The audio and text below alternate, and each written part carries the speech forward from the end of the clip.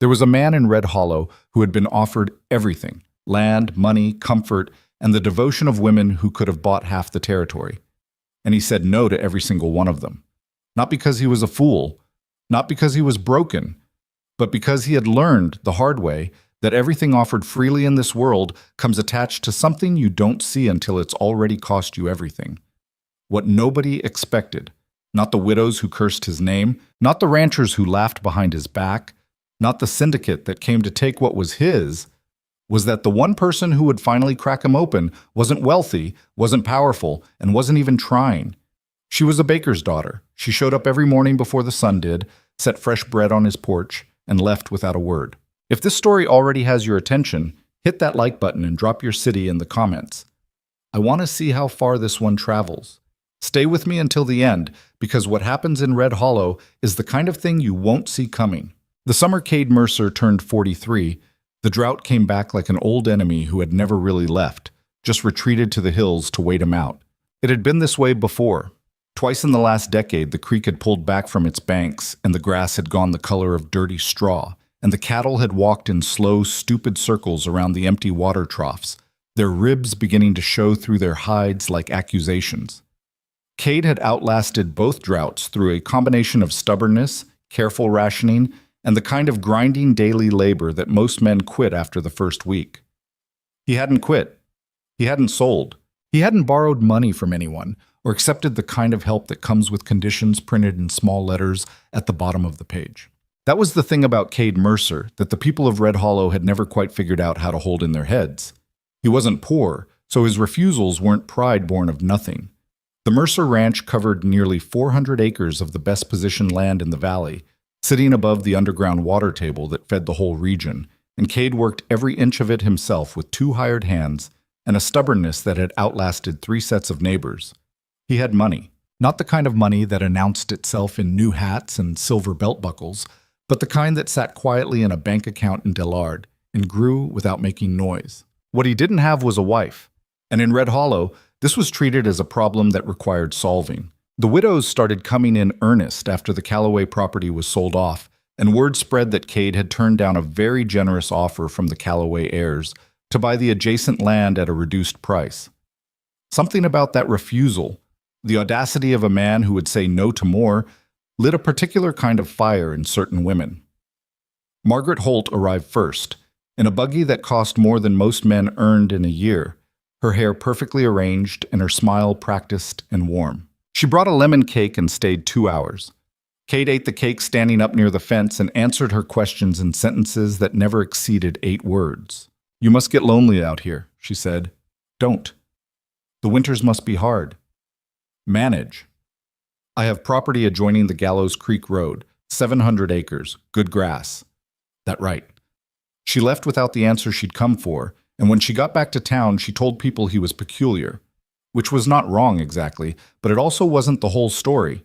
The whole story, if you wanted to get into it, started about 15 years back, with a woman named Clara and a business arrangement that had been presented to Cade as a marriage, and that he had, in the fullness of time, come to understand was actually a real estate strategy. Clara had been charming and lovely, and she had loved him, he thought, in the way that people love things that are useful to them. When her brother showed up 2 years into the marriage wanting to build a feedlot operation on Cade's eastern pastures, and when Clara turned out to have strong opinions about why this was a good idea, Cade had understood the whole shape of what had happened to him. He hadn't been angry, exactly.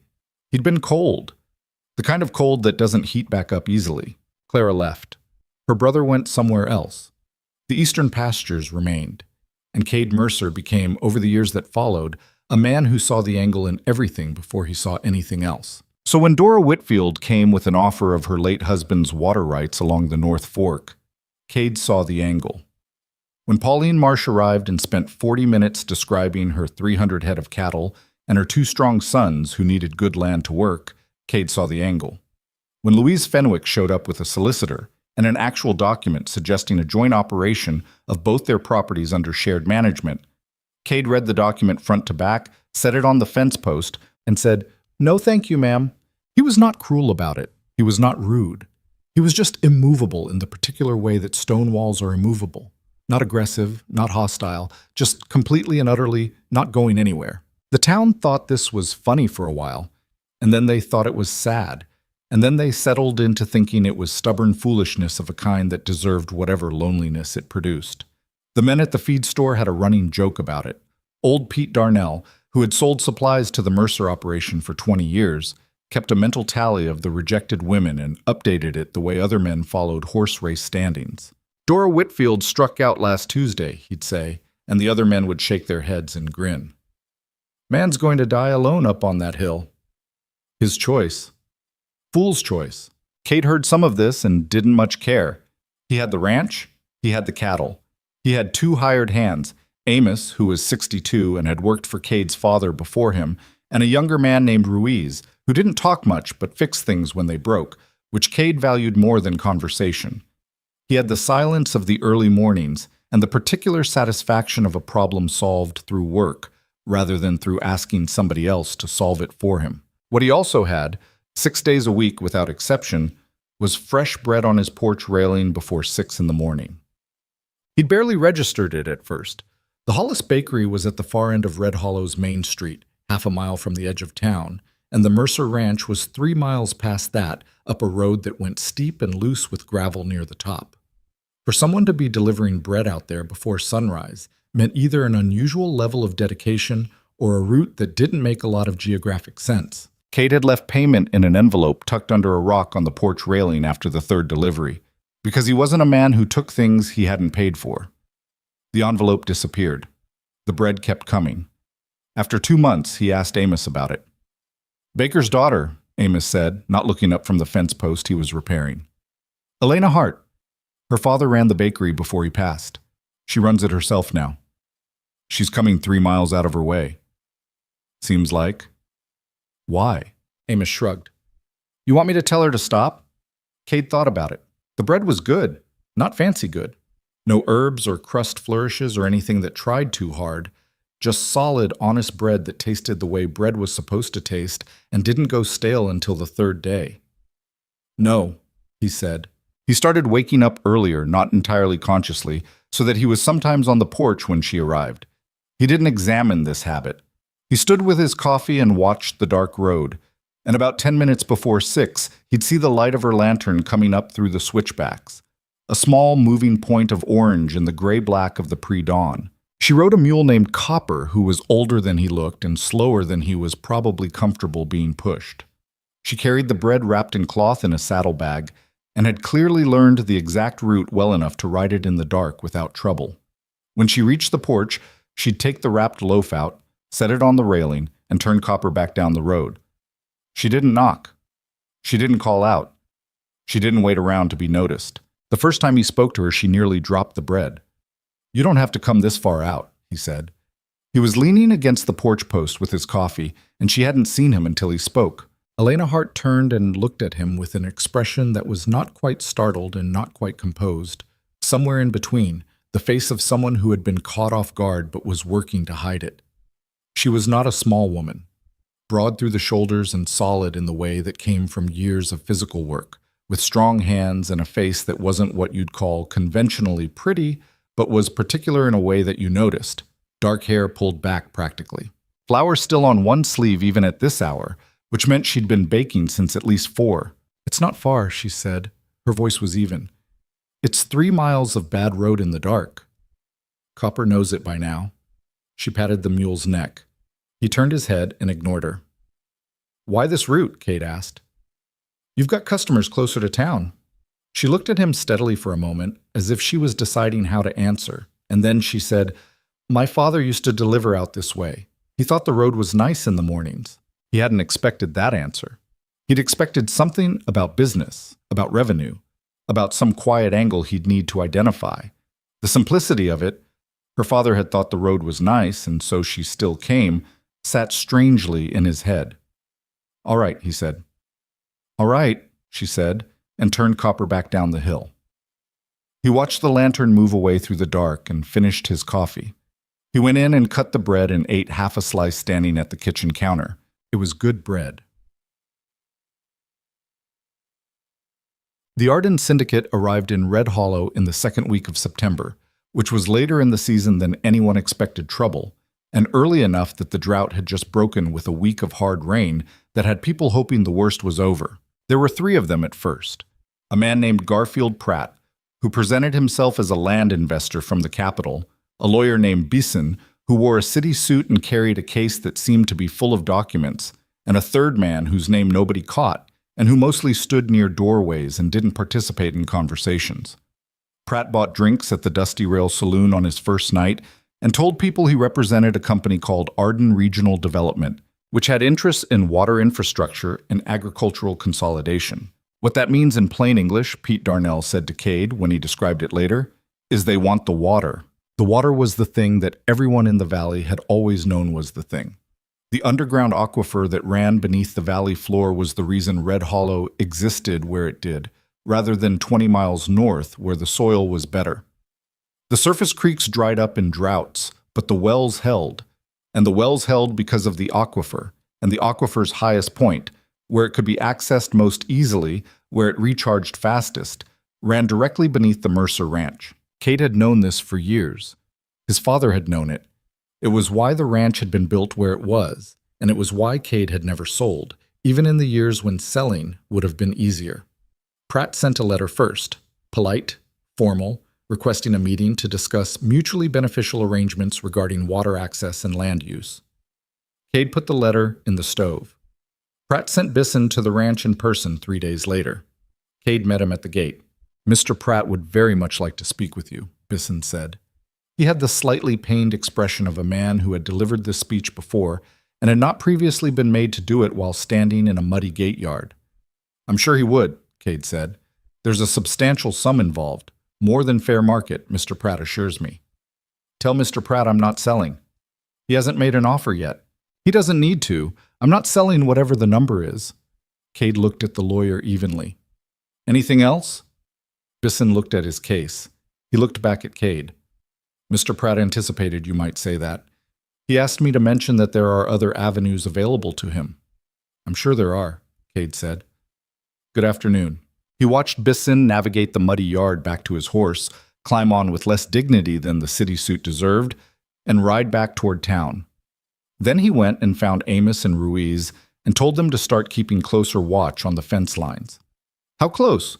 Ruiz asked. "Close enough to notice if something's been moved or cut." Ruiz nodded once and went to saddle his horse. He was good that way. Didn't require things explained to him twice. What Cade hadn't anticipated was how fast Pratt moved on the town. Within 2 weeks, Garfield Pratt had made himself indispensable to Red Hollow's social fabric in the particular way that men with money and no scruples are able to do. He bought around at the Dusty Rail every Friday evening. He spoke at a town meeting about infrastructure improvements and made a substantial donation toward repairs on the main road into Daylard. He called on Margaret Holt and Pauline Marsh and Dora Whitfield, all of them, and spent enough time in each of their parlors that they began to speak of him with warmth. The women who had been rejected by Cade Mercer turned out to be the most useful social resource Pratt had available to him. Their irritation with Cade, nursed over months and years, had curdled into something that was easy to redirect. Pratt didn't have to work hard to get them talking. The rumors about Elena started quietly, the way rumors always do. Someone mentioned that she'd been seen on the road to the Mercer Ranch more than once. Someone else noted that she'd been going that way every morning for months. Didn't that seem unusual? Didn't it make you wonder what she was really delivering? And wasn't it strange that Cade Mercer, who'd turned down women with land and money and everything to offer, hadn't turned her away? Dora Whitfield said she didn't think Elena Hart was the type to do anything improper. But there was something about the way she said it that implied she thought Elena Hart was exactly that type. Margaret Holt, more pointed, said that Cade's refusal to sell to the Arden Company was clearly the result of outside influence. "Someone's been filling his head with ideas," she said at the Women's Society meeting. "Keeping him stubborn. Someone who benefits from keeping him isolated." Nobody said Elena's name out loud at that meeting. They didn't have to. Elena found out through Josie Ruark, who ran the dry goods store, and who had the fundamental decency to tell people things directly rather than let them find out sideways. Josie came into the bakery on a Wednesday morning while Elena was loading the day's display and said, without preamble, "People are saying things about you and Cade Mercer. You should know." Elena set down the bread she was holding. "What kind of things?" Josie told her. Not unkindly, but completely. Elena stood for a moment with her hands flat on the counter and her jaw set in a way that Josie had not seen before. Then she picked up the bread and put it in the display case and said, "Thank you for telling me. What are you going to do?" "Keep baking," Elena said. Josie waited for more. Elena didn't offer more. She went to the back of the bakery and started shaping the next day's dough, and Josie, after a moment, let herself out. The thing Elena didn't say to Josie, the thing she wouldn't have said to anyone, because it wasn't useful and it wasn't anyone's business, was that it hurt. Not the accusations exactly. She'd grown up knowing that people in small towns find ways to make you small when you occupy space they didn't plan for, and a woman running her own business without a husband was occupying space that made certain people uncomfortable. The hurt was more specific than that. It was the assumption that the only reason she'd go to that ranch, the only possible explanation, was that she wanted something from Cade Mercer. Nobody had thought to consider that she just went because her father had gone, that the road up the hill was the last piece of routine she had from before he died, that she woke up every morning at 3:30 and baked through the dark hours and then rode Copper out on the same road her father had ridden in the same pre-dawn quiet he'd loved, and that the whole thing was less about bread and more about the only way she'd found to still feel like he was somewhere nearby. Nobody thought of that because it wasn't interesting enough to be a rumor. Cade heard the rumors from Amos, who heard them from his wife, who heard them at the Women's Society meeting secondhand. "People are saying Elena Hart is keeping you from selling to the syndicate," Amos said. He said it flatly, without editorial, in the way he delivered all information he thought Cade needed to have. Cade was replacing a section of fence post. He drove the mallet down twice before he responded. "Why would Elena Hart have anything to do with what I decide about my property? People figure there's something between you." "There isn't. I know that. They don't." Amos paused. "She's getting some hard looks in town. Josie Rourke says people have stopped coming into the bakery as regular as they used to." Cade set the mallet down. He looked at the fence line. He thought about Elena Hart on the road in the dark, the flower on her sleeve at 6 in the morning, the way she'd answered his question about why she came. "My father thought the road was nice," with the kind of uncalculated simplicity he'd spent 15 years looking for in other people and never found. "That's not right," he said. "No," Amos agreed. "It's not." Cade didn't go to town that day. He thought about what he could do and what it would cost and what it would change, and then he went to sleep and woke up and thought about it more, and by the third morning, he'd done enough thinking. He rode down to Red Hollow on a Thursday, which was not his usual day, and he walked into Josie Rourke's dry goods store and he said, "Tell me what people are saying." Josie told him. She was briefer than she'd been with Elena, but no less complete. Cade listened without interrupting. When she finished, he said, "Elena Hart has been delivering bread to my ranch because she's a hard-working woman running a good business on a route her father established. There's nothing else to it." "I know that," Josie said. "You don't have to convince me." "Who do I need to convince?" "Margaret Holt, Dora Whitfield, half the people who drink at the Dusty Rail on Friday nights." She looked at him evenly. "And the man who's been buying them all drinks." Cade bought a bag of nails he didn't particularly need and walked out. He stopped at the bakery on his way back through. It was mid-afternoon and the morning rush was long over. The bakery had that particular late-day quiet of a place that has done its work and is settling into the end of the day. The display case still had a few loaves and some pastries that hadn't sold. Elena came out from the back when she heard the door. She had the same expression she'd had on the porch that first morning, something held careful and even, prepared to be neutral, whatever the conversation turned out to be. "I heard about the rumors," Cade said. He stood just inside the door, hat in hand. "Josie's been busy," Elena said. "It's my fault you're dealing with this. I should have said something sooner." Elena looked at him for a moment. "It's not your fault. People were going to find a reason to be unhappy with me one way or another. This is just the one they picked." "The syndicate is pushing this," Cade said. "Pratt. He's using you to get at me." She hadn't known that specifically. He watched it land on her. Not shock exactly, more like a piece of a puzzle she'd been looking at sideways, suddenly orienting itself. "So I'm useful to him," she said. "As long as people think you've got influence over me, yes. It gives them a story. Isolated rancher controlled by outside manipulation. Public sympathy goes to his offer. That's calculated. Yes. She was quiet for a moment, looking at the counter. Then she said, "So what do you want to do about it?" "I want to know if you're willing to keep coming up the road," Cade said. In spite of all this, it was not quite what he'd planned to say. He'd come in with something more practical in mind, an assurance perhaps that he'd put people straight, a promise to deal with Pratt publicly. But standing here with her looking at him with that carefully level gaze, what came out was the actual question underneath everything else. She searched his face for something. He wasn't sure what. Then she said, "Why would I stop?" "Because it's costing you, your business, your reputation. My father built that route," she said, "and the bakery, and my reputation. People have short memories when someone tells them a good story." She picked up a cloth and wiped down the counter in the way of someone who's done this motion 10,000 times. "I'm not going to let some investor from the capital rewrite what my father built." Cade put his hat back on. "All right," he said. "All right," she said, and went back to the kitchen. He rode back to the ranch in the early evening light, through the switchbacks she climbed every morning in the dark, and tried to remember the last time someone had answered a question of his with, "Why would I stop?" and meant it without any angle attached. He couldn't remember. He wasn't sure it had happened before. Ruiz found the first evidence on the eastern fence line on a Friday morning, the ground disturbed near one of the wells, like someone had been testing the soil or looking for something. There were boot prints that didn't belong to anyone on the ranch, 2 sets, and the prints had come from the direction of the Pratt Crew's temporary camp on the Gallows Creek Road. Cade went and looked at it himself. He crouched and examined the boot prints and looked at the angle of approach and looked at the well cover, which had been moved and replaced not quite correctly. Amateurs, or at least people who didn't expect the ground to remember them. "They were measuring," Ruiz said.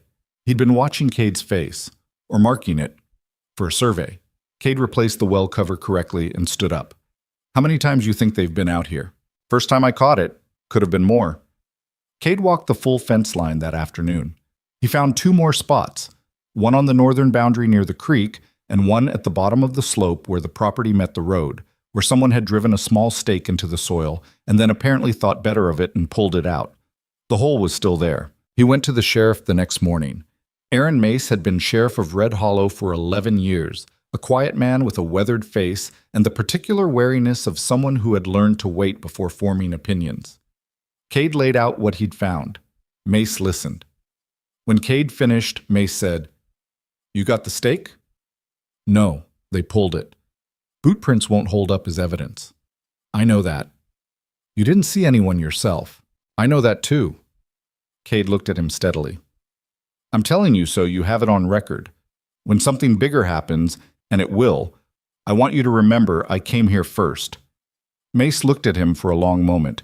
Then he picked up a pen and wrote something in his ledger. "I'll remember," he said. Cade left without feeling much better. The law in Red Hollow was not corrupt. Mace was a fair man, but it was limited, and limited law in the face of a well-funded operation from the capital was a particular kind of useless. Pratt had lawyers and money and the social goodwill he'd spent the last 2 weeks building, and Cade had a deed and some boot prints and a well cover that had been moved and replaced. He started spending evenings at his desk going through every document he had on the property. Water rights records going back to his grandfather, survey maps, the original homestead claim and every amendment to it since. If Pratt was building a legal case, Cade wanted to understand exactly what ground he was standing on. It was Amos who brought the news about the reservoir. He came in late on a Tuesday evening, which was unusual enough that Cade was already standing when Amos came through the door. Amos was old enough that his face didn't show alarm often, but something was sitting in it now. "Main reservoir's been tampered with," Amos said.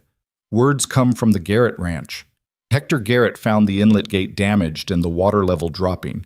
He thinks it's been cut off from the aquifer feed somehow." Cade felt the cold move through him. The main reservoir, fed by a series of inlet channels connected to the aquifer, wasn't just the Mercer Ranch's water supply. It was the valley's. 3 other ranch families pulled from it through shared access agreements. If the reservoir dropped far enough, everyone lost. "How long has it been dropping?" he asked. Hector thinks 2, maybe 3 days. He didn't notice until this afternoon. 2 or 3 days. Whatever Pratt's people had done, they'd had time to do it carefully. Get Ruiz, Cade said. We're going out there tonight. The reservoir was on the eastern edge of Garrett Land, where the valley floor cupped into a natural depression that Cade's grandfather and old Edwin Garrett had engineered into a proper holding basin back before either of their sons were born. The inlet gates were iron, bolted and chained, and one of them had been forced. The chain had been cut, and the gate mechanism jammed with something that had been driven into the pivot housing. Deliberate, skilled enough to be effective, careless enough to show it was done in a hurry. Hector Garrett stood with them in the dark, holding a lantern and looking at his gate with the face of a man watching something he built getting taken apart. He was 60 years old and he'd run this land since he was 30, and he did not look like a man who panicked, but he looked like a man who was close to it. Who does this? He asked. Pratt, Cade said. He wasn't being careful anymore. Arden Regional Development. They need the water rights, and they need us off this land to get them. Garrett looked at him. I thought you were being paranoid. I know. I told Beulah you were overreacting about the syndicate. I know that too. Well, Garrett looked back at the gate. What do we fix first? They worked through the night, Cade, Ruiz, Garrett, and Garrett's 2 grown sons, to clear the mechanism as much as they could. They couldn't fully repair it without blacksmith work, but they got the gate back to partial function and the water level stabilized by morning. It would hold for now. It would not hold indefinitely. Riding back to the ranch at dawn, with the sky going gray-pink over the eastern hills, Cade thought about the meeting that was coming, about the Valley families who would be in Hector Garrett's yard by noon wanting answers, and about what he was going to say to them, and about how many of them were still on Pratt's side. He thought about Pratt's lawyer, Bisson, and the document he'd tried to deliver with the phrase, "other avenues available." He understood now what that had meant. The drought had put everyone under pressure. Now, the reservoir. One by one, the leverage points were being activated, and Cade was the last holdout. The question was what to do about it before the next thing broke. He stopped at the bakery on the way through town. It was early enough that Elena was still at the first stage of the morning, the place warm and smelling of the yeast and the beginning of work. She came to the front when she heard the door and looked at him, still in the clothes he'd worn all night, with mud on his boots and a look on his face she clearly read as more serious than she'd seen from him before. What happened? She said. He told her about this reservoir. All of it. The gate, the night's work, what Pratt had done and why, and what he thought was coming next. She listened without interrupting. When he finished, she was quiet for a moment, and then she said something that surprised him. My father mapped the mountain tunnels. Cade looked at her. The old silver tunnels? Not silver. Water. Before the reservoir was built, the valley used to pull water from a channel in the Gray Rock Passage. My father found the old survey maps when he was restoring the bakery building. They were in the walls, wrapped in oilcloth. He traced the original route. She turned and went to the back of the bakery and came back with something he hadn't expected. A folded piece of paper, creased with years of refolding, that she set on the counter in front of him. He unfolded it carefully. It was a hand-drawn map. Her father's hand, he assumed, from the neat, careful lines of it, tracing a passage through the Gray Rock Cliff that connected to a higher tributary above the valley's normal water sources. A route that would entirely bypass the main reservoir. Does anyone else know about this? He asked. I don't think so. My father never talked about it. He showed me once before he got sick. She looked at the map. He said the tunnel was collapsed in 2 or 3 places, but he thought it could be cleared. Cade looked at the map for a long time. He thought about the reservoir failing, about 3 families losing their water, about Pratt's lawyers arriving with fresh offers the moment the wells dried up. He thought about what it would mean to try this, the time, the labor, the real possibility that the tunnel was worse than her father's map showed. And then he thought about what it would mean not to try. Can I take this? He asked. Elena looked at him. Something moved in her face that wasn't quite hesitation and wasn't quite something else. Yes, she said. Just bring it back. I will. He folded the map and put it in his shirt pocket. He put his hat on. Elena. She waited. I'm going to need some time to figure out the right way to do this. But I want you to know, whatever happens with the reservoir, whatever Pratt does next, I'm going to make sure the town understands what's actually going on. She looked at him in that straight measuring way she had. I'm not asking you to do anything for me, she said. I know you're not. He paused at the door. That's why I'm going to do it anyway. He rode back up the hill through the early light with the map folded against his chest and his mind already moving through the problem like a river finding its way around rock. And for the first time in a long time, he was thinking about something bigger than just his own fence lines. The Valley meeting was held in Hector Garrett's yard that afternoon, and it was not a good meeting. 12 men and several women came, representing 5 ranch families and assorted tradespeople from town who depended on the Valley's agricultural operation. Pete Darnell was there. Aaron Mace came, but stood to one side and didn't say much. Pratt was not there, which was either restraint or strategy. Cade suspected strategy. Cade laid out what he knew: the tampering at the reservoir, the boot prints at his fence line, the sequence of events since Pratt arrived in Red Hollow. He spoke plainly and without accusation he couldn't support with evidence, because he'd learned a long time ago that the way you make an argument matters as much as whether you're right. Nobody interrupted him. When he finished, there was a silence of the particular kind that means people are deciding which way to fall. Thomas Beaumont, who ran the largest cattle operation after the Mercer Ranch, said, "That's a serious accusation to make against a man who's done nothing but invest in this town." "He's invested in access," Cade said, "not in the town." "You can't know that. I know he's offered to buy every property in this valley from the North Fork to the Creek Road. I know his lawyer came to me with a document and told me there were other avenues.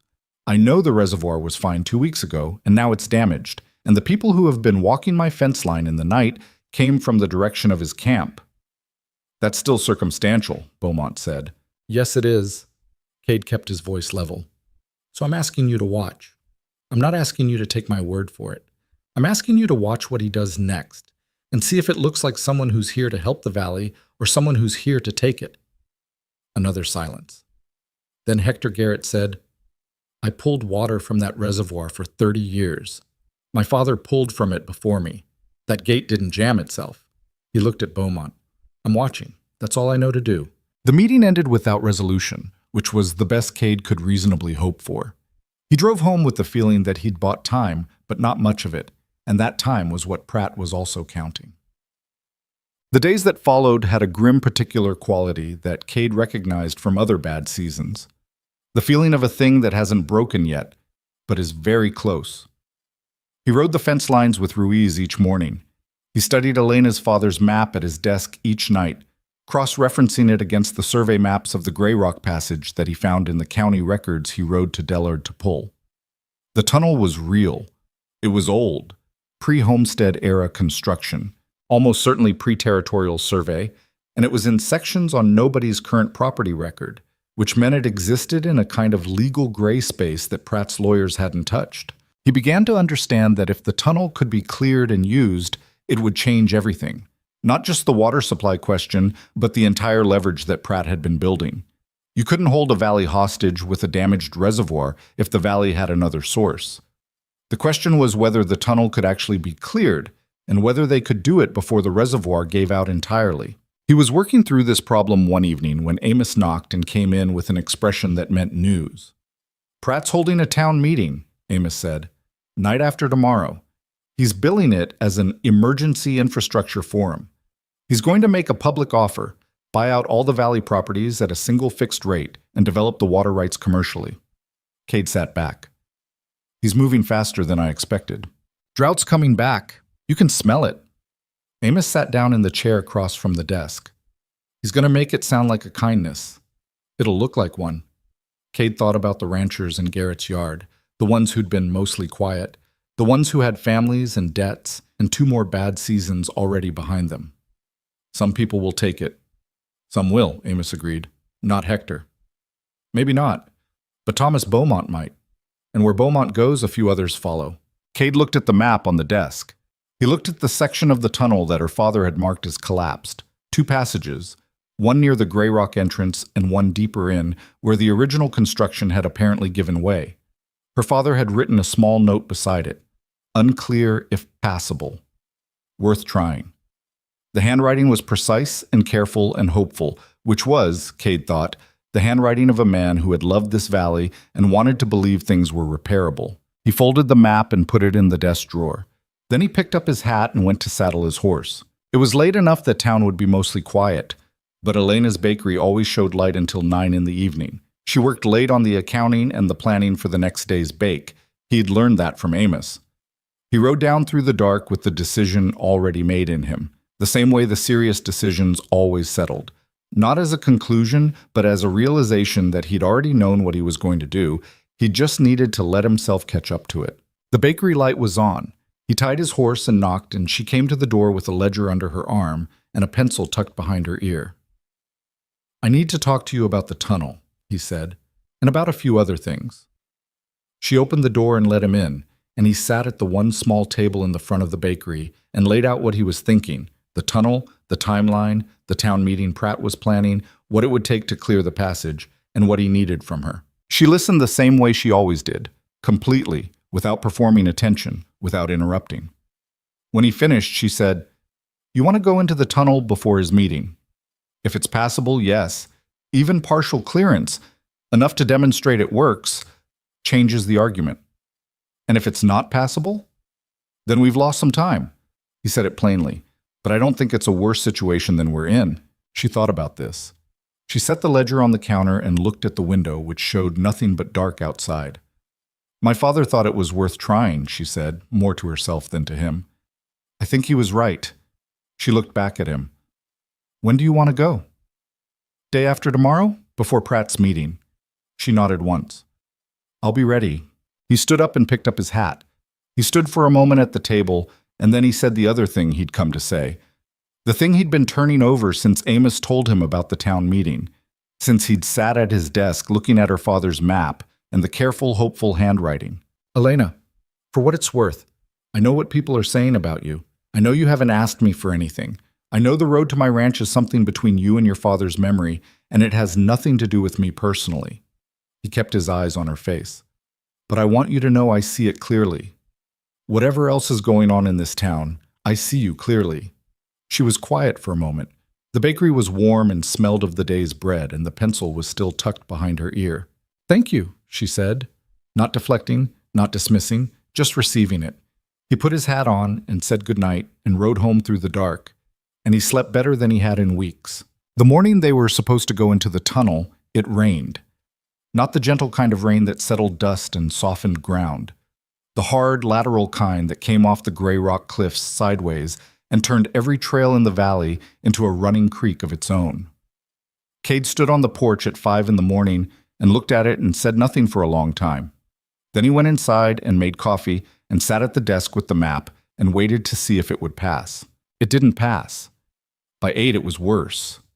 He sent Ruiz to the bakery with a message, 1 day's delay, weather permitting, and spent the day instead doing what the rain made possible and the dry work of recent weeks had prevented, fixing the south barn roof, which had been leaking at one corner since spring, and thinking. The thinking was the harder work of the two. He'd been honest with himself mostly about Elena Hart. What he'd said to her in the bakery the night before, "I see you clearly," was true, and saying it had cost him something, the way honest things usually did when they came out after a long time of staying in. What he was less honest with himself about was what seeing her clearly actually meant for him, what it was doing to the way he spent his evenings, why he'd started waking up a few minutes before 6 instead of after it. He drove a nail into the barn roof with more force than necessary and told himself to keep his attention on the problem at hand, which was the reservoir in Pratt's meeting, and 48 hours he didn't have to waste. The rain stopped at dusk. They left before sunrise the next morning. Cade had Ruiz and Amos, both of whom he'd told the night before. Elena arrived at the ranch gate at 4:30 with copper and a saddlebag that, when he looked at it, turned out to contain not just the provisions he'd expected, but also a second set of her father's notes, pages she'd found pressed into the back cover of an old account book, handwritten observations from 2 separate visits her father had made to the Gray Rock Passage years before. "He went twice?" Cade said, reading in the lantern light. "I didn't know about the second time until I found these," she said. "He made notes on the collapse points, which one he thought was worse." She pointed to a section of the page. "He wrote that the first collapse was loose material, shale and old timber. The second one further in he wasn't sure about." Cade read the notes carefully. Her father's handwriting was the same careful, precise hand as the map. A man who wrote like he was afraid of being misunderstood. First blockage, 15 to 20 feet of loose fill. Second, uncertain, maybe structural. Do not attempt without proper shoring. He was cautious, Cade said. He was practical, Elena said, with a quietness that was not quite correction and not quite agreement. They rode out in the dark, the five of them, Cade leading, Elena on Copper, Ruiz and Amos behind with the tools loaded on a pack horse. The gray rock trail was narrow and steep, and the wet from the previous day's rain had made the ground soft in the bad places and slick on the rock sections. Copper was methodical about it, picking his way with the patience of an animal that had learned not to hurry on uncertain ground. Cade's own horse was younger and less philosophical and required attention. The tunnel entrance was where the map said it was, which was a relief. Cade had half expected the passage of years to have changed things enough that they'd spend the morning looking. It was set into the lower face of the gray rock cliff, partially hidden by a growth of scrub cedar that had come up in the decades since the passage had last been used. The entrance was roughly squared, about 5 feet high and 4 wide, framed with old timber that had gone gray and soft at the edges but held its shape. Amos looked at it. "How old is this?" "Old," Cade said. "Old enough to worry about," Amos said, which was not a question. "Yes." Cade pulled the lanterns from the pack horse. He lit 2 and gave one to Ruiz. He looked at Elena. "You don't have to come in." She took the third lantern from the pack and lit it herself. "I've got my father's notes," she said. "You might need them." He didn't argue. He ducked through the entrance and went in. The first 20 feet were solid enough. The old timber shoring had held better than he'd expected, and the passage floor was level and mostly clear. Then the lantern light picked up the first collapse, a wall of loose shale and rotted timber beams that filled the passage from floor to ceiling and stretched back further than he could see from where he stood. He heard Elena behind him and Ruiz to his left, and Amos breathing through his nose in the measured way of a man conserving effort. 15 to 20 feet, your father said, Cade said. That's what he wrote. Elena held her lantern higher. In the yellow light, the collapse looked more like 30 feet. He was optimistic, Ruiz said. He was, Elena agreed without inflection. They worked. There was no other way to describe it. It was 4 people moving rock and rotted wood in a space where you couldn't stand up straight, in heat that built quickly and air that tasted of old earth and something mineral underneath. Cade and Ruiz took the heavy material. Elena and Amos moved the cleared debris back toward the entrance. Nobody talked much. Talking cost air, and the air wasn't plentiful. Cade's hands blistered on the rock before the first hour was out. He kept going. The pile was coming down, slowly, unevenly, the way these things do, with apparent progress, and then setbacks when a piece of shoring they'd counted on gave way and sent a new slide of small rocks across the cleared section. Elena went to her knees in the debris twice but kept moving. At one point, a section of old roof timber came down near Ruiz, and he got it with his forearm. Not badly, but enough that Cade made him stop for 5 minutes. I'm fine, Ruiz said. 5 minutes, Cade said. Ruiz sat with his arm against his chest for exactly 5 minutes, and then went back to work. Cade watched him and thought, good man. It was the kind of thought you had about people in hard situations when the situation made everything else irrelevant. They broke through the first collapse after 3 hours. Not cleanly. The passage was narrower than it should have been, maybe 3 feet wide at the clearest point, with loose material still threatening from above, but passable. Ruiz went through first to test it and came back with dirt in his hair and the expression of a man who had decided it was survivable. Through, he said. They went through. But the passage beyond the first collapse ran another 100 yards, then bent north, and then they found the second blockage. It was worse. Cade stood in front of it with his lantern and felt the particular weight of a problem that might not have a solution.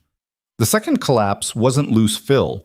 It was a section of ceiling that had come down whole, massive slabs of gray rock limestone 2 and 3 feet thick, stacked on each other at angles that suggested the kind of settling that doesn't unstick easily. Her father's note came back to him. May be structural. Do not attempt without proper shoring.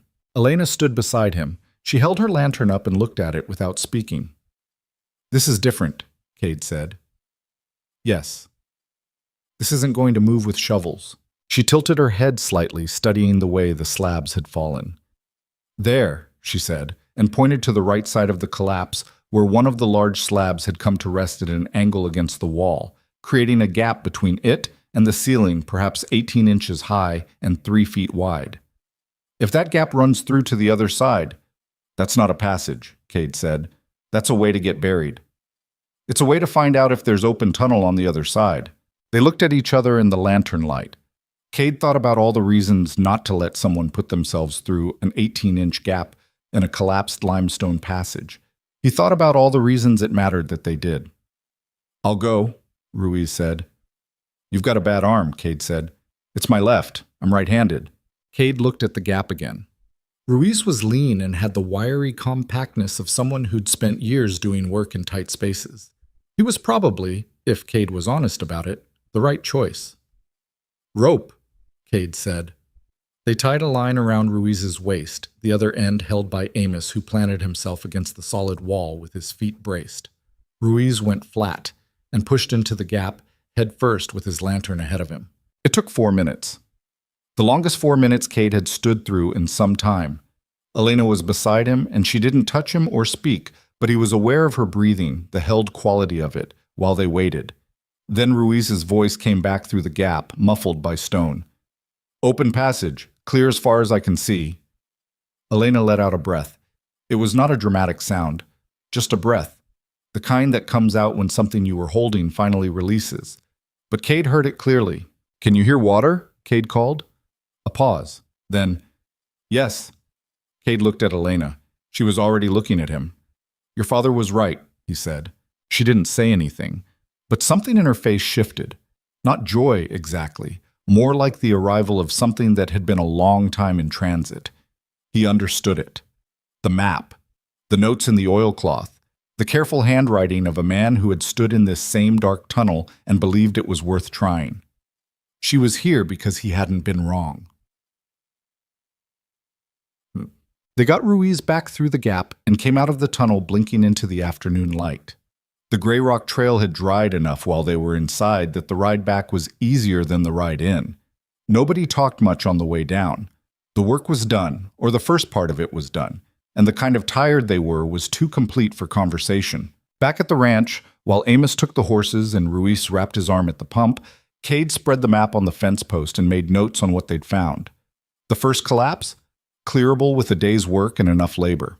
The second needed a different approach. Shoring material, more people. Possibly a week's work, possibly more. Pratt's meeting was tonight. Elena stood beside him, reading his notes upside down, which he'd noticed she did without thinking about it. You can't clear the second passage before tonight, she said. No. So what do you do with what you have? He looked at the map. He thought about the ranchers in Garrett's yard, about Thomas Beaumont's face when Cade had said Pratt was the problem, about how easy it was for a well-funded stranger to build credibility in a town that wanted to believe someone was coming to help them. I go to the meeting, he said, and I tell them what we found. They won't believe you without proof. Some of them will. He looked at her. You should come. She was quiet. He watched her work through it. The calculation of what walking into a room full of people who'd been talking about her would cost weighed against whatever she thought the other side of that scale held. People have been saying things about me in this town for 2 months, she said. Not bitterly, just stating it. I know. Walking into that meeting with you gives them more to say. Yes, he said. It does.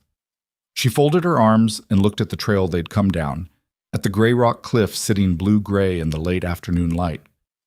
My father mapped that tunnel because he thought it would be useful someday, she said. He didn't do it so it would sit in an account book in my bakery. She unfolded her arms. I'll be there. Well, Pratt had rented the town hall for his meeting, which was the kind of move that made it look official without requiring it to be. The room was nearly full when Cade arrived, more people than he'd expected, which told him the combination of drought pressure and 2 weeks of Pratt's social investment had done its work. He saw Pete Darnell near the back. He saw Thomas Beaumont in the third row. He saw Hector Garrett against the far wall with his arms crossed and his face giving nothing away. Elena came in 2 minutes after Cade.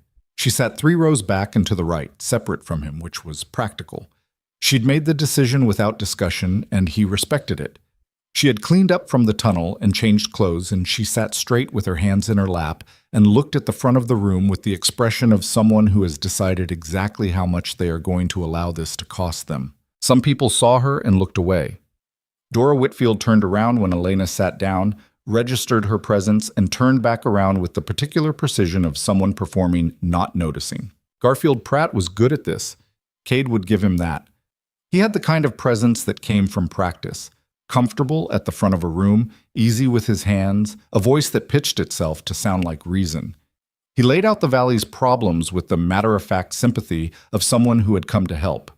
The drought, the reservoir damage, the unsustainable pressure on small ranch operations that were, he said, through no fault of their own, running against the realities of modern agricultural economics. "I'm not here to take anything from anyone," Pratt said, and he said it well, in the tone of a man who knows that saying a thing clearly is often enough.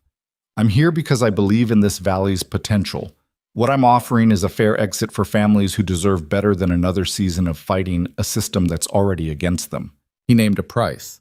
It was a good price, better than Cade had expected, which told him the water under the Mercer Ranch was worth considerably more than the number Pratt was offering. The room was quiet in the considering way. Cade felt the weight of it. The tiredness in the room, the people who had been fighting droughts and debt and bad seasons for too long looking at a number that would let them stop fighting. He stood up. Pratt saw him immediately. Something moved across Pratt's face. Not quite surprise, not quite irritation, something controlled and professional. And he said, "Mr. Mercer, I'm glad you came."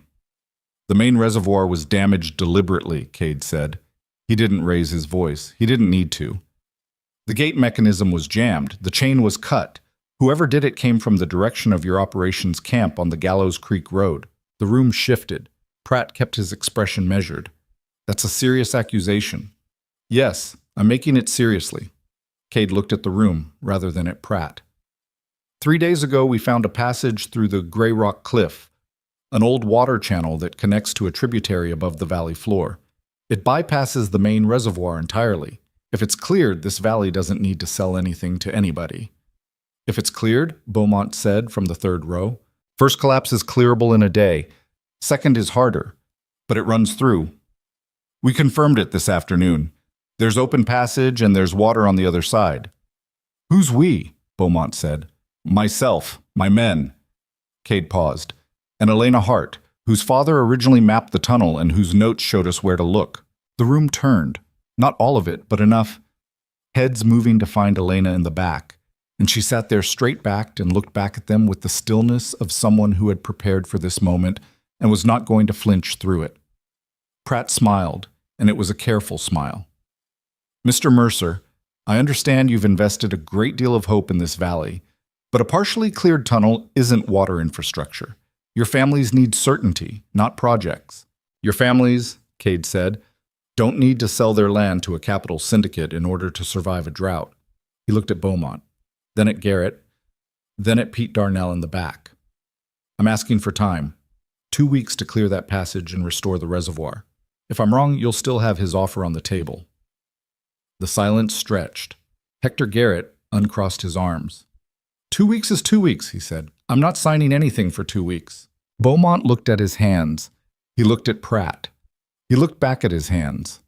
2 weeks, he said finally, and the word sounded like it cost him something.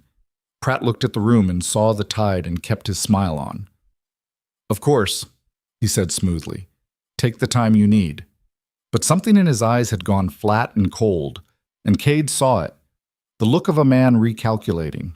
Cade sat down. The meeting continued for another hour. Questions, concerns, the slow machinery of a community trying to make a decision together. But the shape of it had changed, and everyone in the room felt it. On the way out, Elena fell into step beside him on the board sidewalk. It was late, and the street was mostly empty, and the air had cooled to something bearable. "Beaumont might change his mind," she said. "He might. Pratt's going to do something else. He won't wait 2 weeks and let you clear that tunnel." "No," Cade agreed. "He won't." They walked to where Copper was tied. She untied the mule and held the reins, and he stood a few feet away with his hands in his coat pockets looking at the dark street. "You didn't have to say my name in there," she said. I said it because it was accurate. Your father's work is why we found the tunnel. You know what it means for people to hear your name and mine together?" "Yes," he said.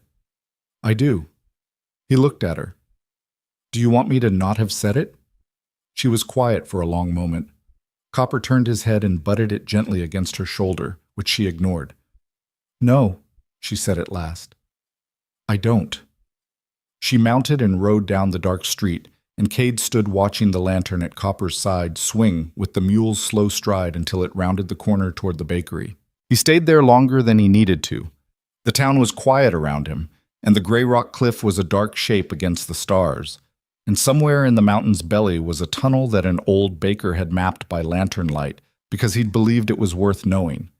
Cade thought that was the kind of thing a man did when he trusted that the future would need what the present could give it. He untied his horse and rode home. Pratt moved on day 3. Cade had expected it sooner, which meant he'd been watching wrong. Watching the fence lines and the reservoir and the road from the Gallows Creek camp, looking for the kind of move that announced itself. What Pratt did instead was quiet, legal, and considerably more dangerous than anything Cade had anticipated from a man who wore city clothes and bought rounds at the Dusty Rail. Bisson filed an emergency water rights petition with the territorial court in Delard. Amos brought the news mid-morning, having heard it from his wife, who heard it from Josie Ruark, who had a cousin who clerked at the Delard courthouse. The petition argued that the Mercer Ranch's water table access constituted a monopolistic hold on a shared regional resource, and that in the interest of public welfare during drought conditions, a court-appointed administrator should assume temporary management of water distribution in the Red Hollow Valley. The petition named a specific administrator, a company called Arden Water Management, which was, Amos had thought to check, a subsidiary of Arden Regional Development. Cade read the summary Amos had written down and set it on the desk and looked at it. "How long does a petition like this take?" Amos asked. "Territorial court moves slow," Cade said. "Usually, but emergency petitions are different. Judge could grant a temporary order inside a week if Bisson argues it right." "Can he argue it right?" "He's a good lawyer," Cade said, which was the honest answer and the frustrating one. He rode to Delard himself that afternoon to pull the filed documents and read them in full. Bisson had done careful work. The petition was constructed around 3 separate legal arguments, each one reasonable on its own, and together they built a picture of a valley in crisis and a single landowner whose refusal to negotiate was the primary obstacle to resolution. Cade's name appeared 14 times. Elena's name did not appear at all, which was its own kind of calculation. Pratt had apparently decided that particular thread had run its course at the town meeting and was now excess weight. The county land agent, a dry-faced man named Hollis Crane, who had been doing his job for 20 years with minimal enthusiasm, looked at Cade across his desk and said, "You're going to need a lawyer." "I have one in mind," Cade said. He didn't, quite, but he would by morning. He rode back in the failing light thinking about the tunnel. 1 week. Bisson's petition gave him roughly 1 week before a court order could freeze everything. Freeze the property, freeze the water rights, freeze any construction or excavation on or near the aquifer. If a temporary administrator was appointed before the tunnel was cleared, the legal basis for using it became complicated in ways Cade didn't want to find out about. He pushed his horse harder than the road deserved. The next morning was the morning everything changed, though Cade didn't know it yet when he woke up. He was at the desk at 4:30, writing a letter to a lawyer in Delard named Francis Adler, who had a reputation for land rights work, and who he'd met once at a county records dispute 8 years earlier. He was halfway through the letter when he heard the horse in the yard. Not the sound of someone arriving, but the sound of someone arriving fast, which at 4:30 in the morning was not a good combination. It was Hector Garrett's oldest son, Cal, 24 years old and still breathing hard from the ride. He'd come straight from the reservoir. "Someone went back," Cal said. "Last night. They finished what they started." Cade was already reaching for his coat. The reservoir was worse than the first time. Pratt's people, and there was no question now, no circumstantial argument left to be made, had gone back to the damaged gate and done the thing they'd held back from doing the first time. They'd destroyed it. The iron gate mechanism was not merely jammed now, but broken, the pivot housing cracked with something heavy, The gate itself forced off its mounting at an angle that meant water was not just slowing, but actively draining out of the basin through the damaged seal. Hector Garrett stood at the edge of his reservoir in the early light, looking like a man watching a slow fire he couldn't put out. His younger son Ned was in the water up to his waist, attempting to brace the gate with timber, which was buying minutes rather than hours. "It'll be dry inside of 3 days," Garrett said. His voice was flat. "Maybe 4, Cade said. 3, Garrett said again. He'd been managing water on this land his whole life, and he knew what he was looking at. What do we do? It was not a question. It was the kind of statement that waits for someone to answer it anyway. Cade looked at the gate. He looked at Ned in the water, wasting himself on timber bracing that wasn't going to hold. He looked at the gray rock cliff sitting pale in the early morning above the valley, and he thought about the passage through it, and the open tunnel Ruiz had confirmed, and the sound of water Ruiz had heard on the other side. "We clear the tunnel," he said. "All of it, starting today." "You said that takes a week." "Then we have 3 days to do a week's work." Garrett looked at him. Garrett was not a man who made quick decisions. He was a man who had learned the cost of quick decisions, but he was also a man whose reservoir was draining in front of him. "What do you need?" he said. "Every available hand. Shoring timber, rope, lanterns. Everyone who doesn't want to lose their water supply shows up at the Gray Rock Trail, head by 7 this morning." Garrett turned to Cal. Cal was already turning toward his horse. But 9 men showed up at the trailhead at 7. 10, counting Cade. Ruiz and Amos, both Garrett boys.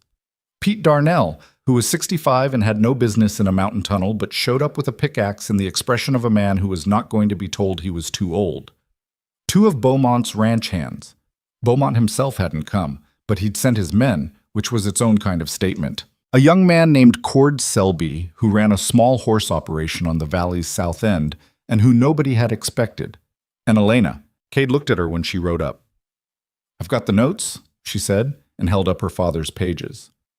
He wasn't going to tell her to go back. He'd known since the reservoir that today was past the point of telling people to stay out of it. He nodded and turned toward the trail. The first collapse came apart faster with 9 men working it than it had with 4.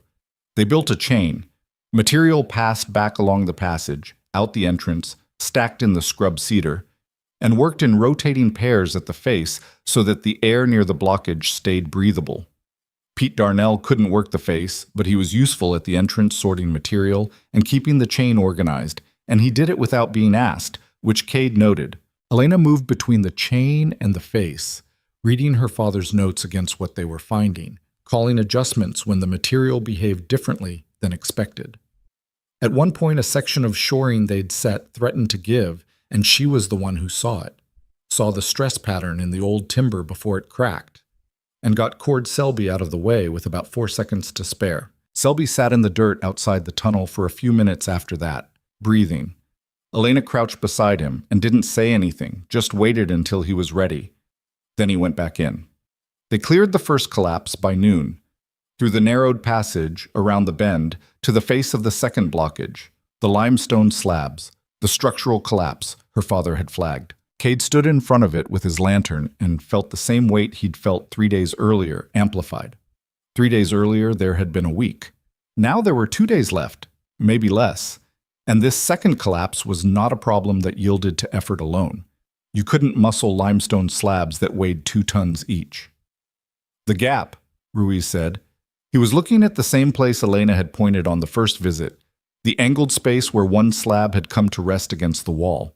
"It's 18 inches high," Cade said. 20, Ruiz said. "I measured it last time." He looked at Cade. "If we can get a pry bar under the far edge of this bottom slab, there, where it's cantilevered, and shift it 6 inches, the gap opens to 3 feet. 3 feet is a passage." Cade looked at the geometry of it. He looked at the ceiling above the slab, where 2 more large pieces of limestone rested on the bottom one at angles that suggested a very specific kind of cause and effect if the bottom piece moved. "If the bottom slab shifts, the ones above it move," he said. "Yes," Ruiz said. "Fast or slow?" Ruiz considered this the way he considered everything, without rushing. "Can't know for sure, but the bottom slab is the load-bearing piece, If it moves controlled and stops, the ones above settle. If it goes all the way, they come with it. And anyone near the gap when they come is done, Cade said. Yes. Elena had come up beside them while they talked. She looked at the slab, and then at the gap, and then at her father's note in her hand. Maybe structural. Do not attempt without proper shoring. She turned the page over and read the back, which Cade hadn't seen before. What does it say? He asked. She showed him. Her father had written on the back in a different pen, apparently later. The handwriting was less careful, like it had been written standing up or in a hurry. The key is the left brace. Original construction used a timber brace left side to stabilize the ceiling during excavation. If brace is still there and sound, it holds the upper slabs independent of lower. Check before attempting. Cade looked at the left wall of the passage. He held his lantern close to the junction of wall and ceiling. There. Behind 30 years of dust and mineral deposit, the ghost of a timber brace. An old squared beam, gray and compressed by the weight above it, driven into a notch in the limestone wall. He put his hand on it. It was hard as iron. Whatever wood did when it aged under that kind of load for that many decades, it had done it and come out the other side. It's there, he said. Elena let out a breath beside him. Your father was thorough, Cade said. He worried about everything, she said, and it came out rougher than she intended, the way things do when you're tired and the thing you're trying not to feel is right there at the edge of your voice. She turned away and went back to the chain. Cade looked at the brace for another moment. Then he got the pry bar. But it took 2 hours to move the bottom slab 6 inches. Not because 6 inches was far, but because 6 inches under that kind of weight, moved incorrectly, was a disaster, and moved correctly required the most precise and exhausting physical work Cade had done in his life. He and Ruiz worked the pry bar in stages. A 1/4 inch, rest, check the ceiling, check the brace, another 1/4 inch.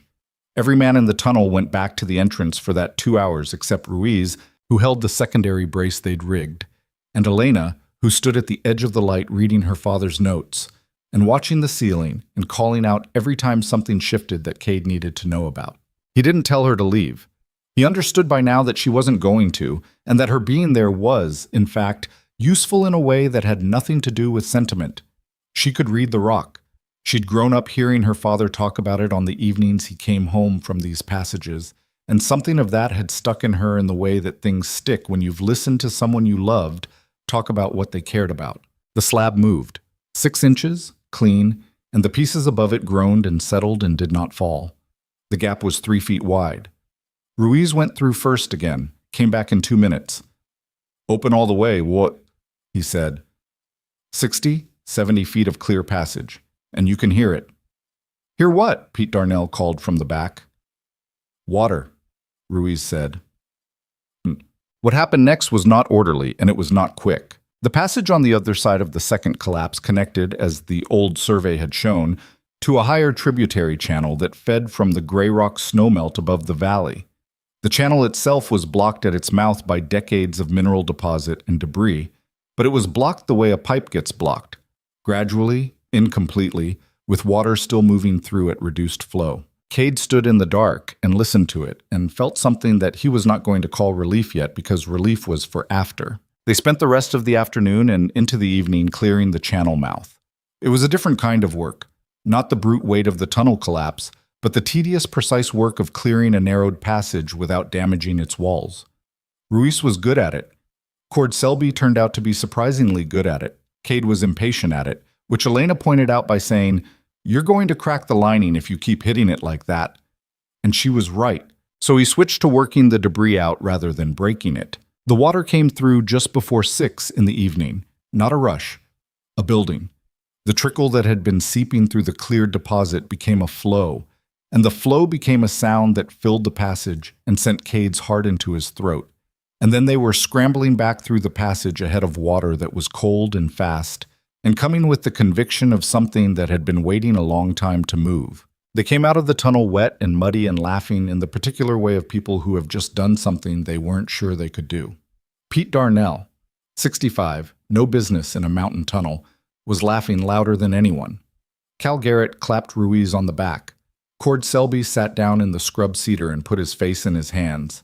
and from the shaking of his shoulders, Cade couldn't tell if he was laughing or crying, and decided it didn't matter. Elena was standing a few feet separate from the group, looking at the tunnel entrance where water was already beginning to show at the floor of the passage, dark against the pale rock. She was soaked from the knees down, and there was limestone dust in her hair and on her face, and she looked like someone who had just done something real and was still taking in the fact of it. Cade walked over to her. "The channel will need to be directed," she said. She was already thinking past the moment. "It's going to run down the trail if we don't cut a proper course for it." "Tomorrow," he said. "Tonight it runs where it runs." She looked at him sideways. "You're going to have a muddy trail." "I've had muddy trails before." She almost smiled. Not quite, but the edge of it was there. She looked back at the tunnel entrance. "He would have liked this," she said, quietly enough that he understood she wasn't saying it for anyone else. He stood beside her and didn't say anything, because there wasn't anything to say that wouldn't be less than what she'd just said. After a moment, she straightened and turned toward Copper, and he turned toward his horse, and the group of them started down the trail in the evening light, tired and wet, and carrying the particular satisfaction of people who have changed something real. They were halfway down when Ruiz, who was riding slightly ahead, pulled up and turned back. "Riders," he said. He kept his voice even, which with Ruiz meant something. 4 of them, coming up from the valley road. Cade moved to the front of the group. In the fading light, he could make out 4 horses, moving at a deliberate pace that was not quite fast enough to be urgent, and not quite slow enough to be casual. He recognized the third man's build before he could see the face. The broad-shouldered man who had stood in doorways at Pratt's town meeting and had never given his name. The 4 men pulled up 20 feet away. The one Cade didn't recognize spoke first. He had a flat, professional voice. "You've been conducting excavation on protected water infrastructure," he said. "We've been authorized by a territorial court order to halt any further activity." Cade looked at him. "What court order?" "Filed this afternoon in Dillard, emergency injunction." The man reached into his coat and produced a folded document. Judge Harlan signed it at 3 o'clock. Bisson had moved faster than Cade had thought possible. He looked at the document. It was real. It had the court seal, and it named the Grey Rock Passage specifically as a restricted site pending the water rights dispute. He handed it back. "The water is already running," he said. The man blinked. It was a small disruption in his composure, but it was there. "Excuse me? The channel is open. The water is moving. I'm not excavating anything. The work is done." Cade looked at him steadily. "Your order says halt excavation activity. There is no excavation activity to halt." The 4 men looked at each other. The man in front looked at his document. He was rereading it. Cade could see the slight movement of his eyes, searching for language that covered a completed act rather than an ongoing one. He didn't find it, apparently, because after a moment he folded the document and put it back in his coat and said, "This isn't finished, Mercer." "No," Cade agreed. "It's not." He looked at the man without moving aside. "But you're on my property line, and it's getting dark." The 4 riders held for a moment, and then they turned and went back down the valley road, and Cade watched them go with the document's implications already running through his head. Pratt had a court order. It was too late to use it tonight, but it wasn't going away. Tomorrow, Bisson would be back in Dillard filing something new, something that accounted for a completed tunnel rather than an ongoing excavation, and the legal ground would shift again. He turned back to this group. Most of them had heard the exchange.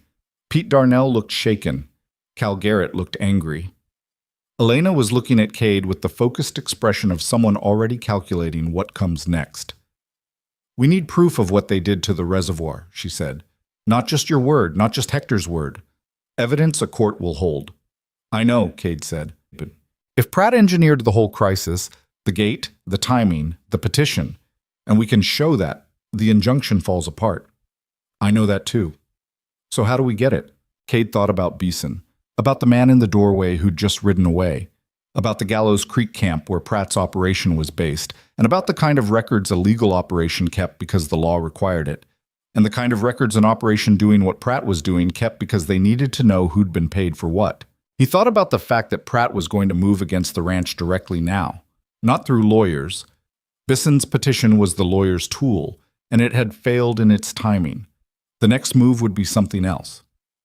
He looked at the Mercer Ranch in the last light of the evening, sitting up on its hill the way it had sat for 40 years.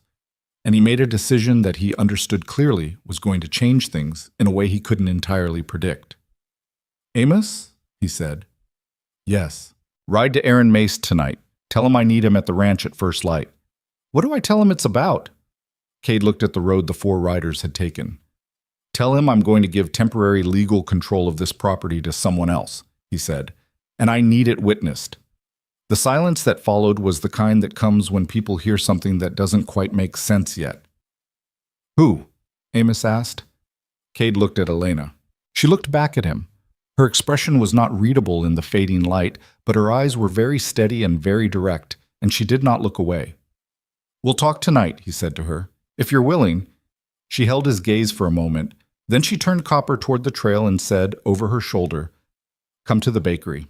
The bakery was dark from the street when Cade tied his horse outside, but there was light in the back. The particular warm glow that came through the gap under the kitchen door. The kind of light that meant someone was still working when they should have stopped. He knocked, and she let him in without a word, and he sat at the small front table while she stood at the counter with her arms crossed and looked at him with the expression of someone who had been thinking hard for the last hour and had questions they needed answered before they agreed to anything. "Explain it," she said. He did. He laid it out the way he'd been turning it over on the ride down from the trail. The court order, what Bisson would file in the morning, what a temporary administrator would mean for the valley's water access. If Pratt's petition succeeded and a court-appointed administrator took control of water distribution, every ranch in the valley became dependent on a company Pratt controlled.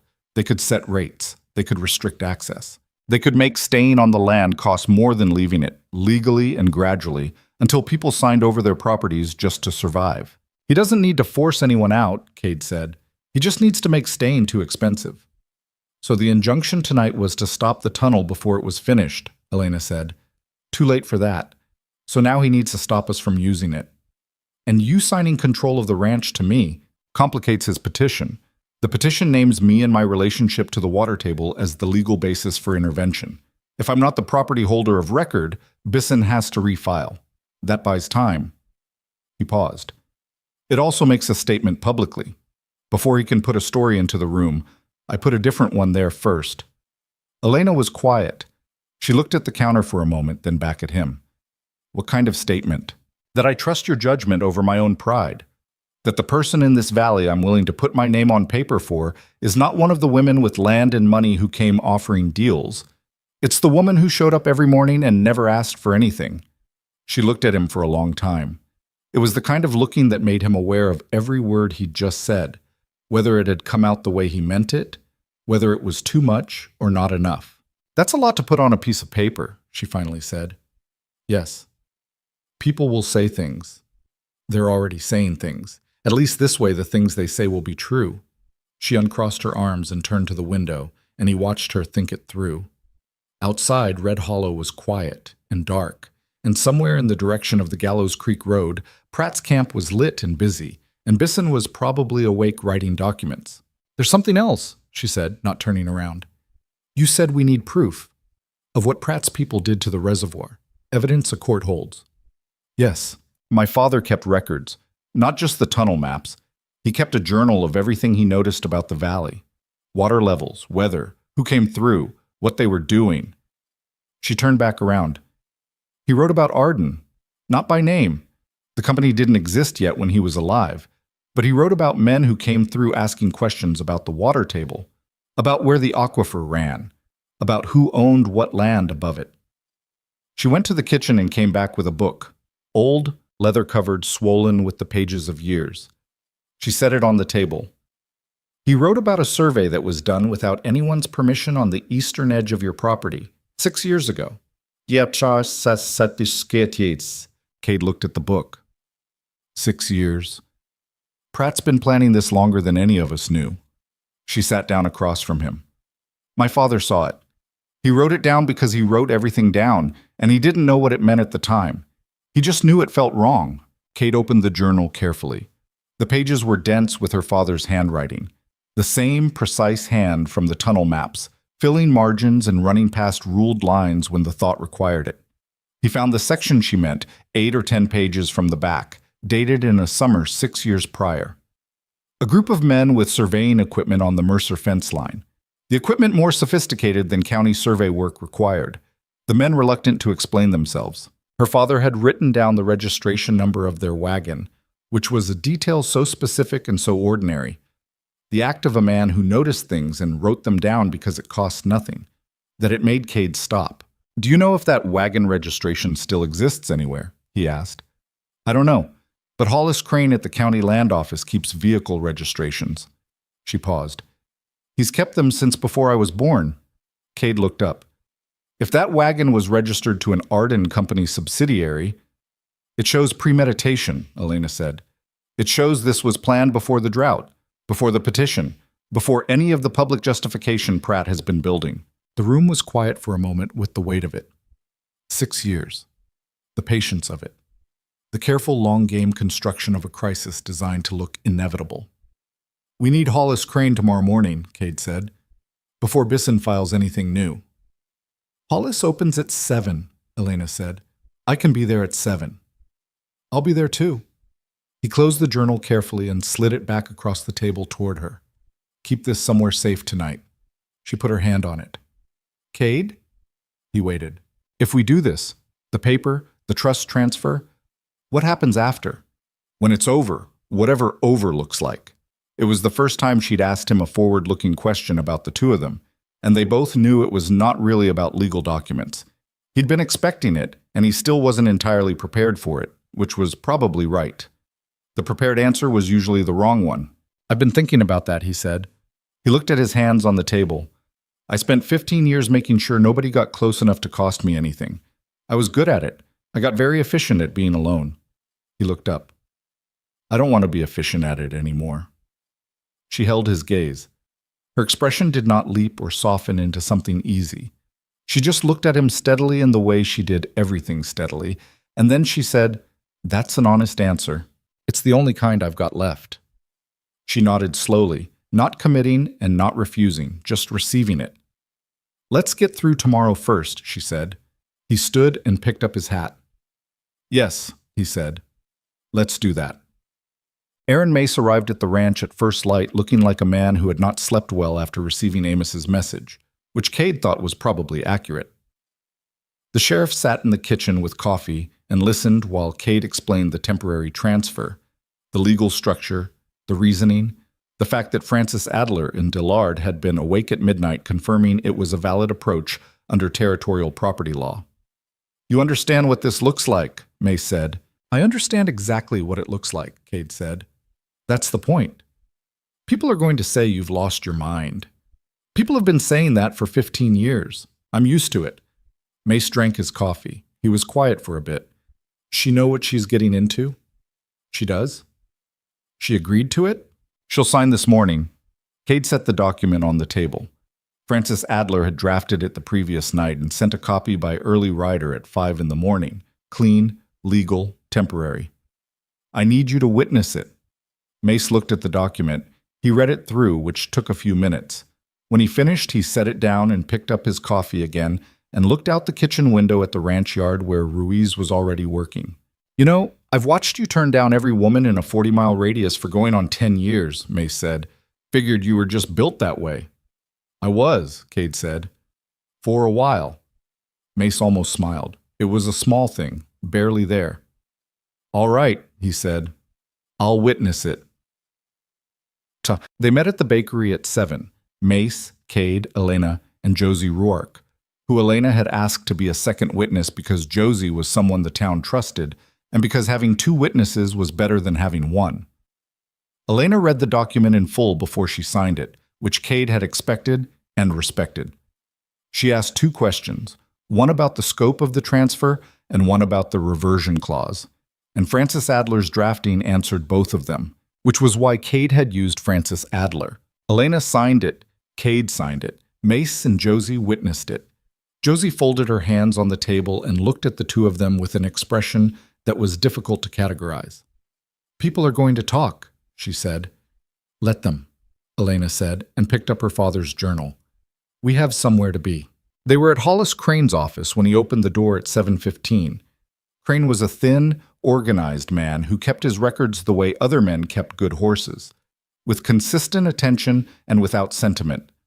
He looked at the wagon registration number Elena read from her father's journal, said nothing, and went to a cabinet in the back room. He was in there for 11 minutes. When he came back, he had a ledger page and a duplicate registration card. The wagon was registered to a company called Ridge Survey Associates, he said. Incorporated in the capital, 6 years ago, April. He set the card on the counter. Ridge Survey Associates was acquired 2 years later by Arden Regional Development. Elena looked at Cade. "Can we get a certified copy of that?" Cade asked. "I can have one ready in an hour," Crane said. He looked at the journal and at the registration card, and at the two of them, and he was old enough and had been in his job long enough to understand what he was looking at. "Might want 2 copies," he said. "3," Cade said. "One for the court, one for Sheriff Mace, one for our records." Crane nodded and went back to his cabinet. The next piece came from a place Cade hadn't expected.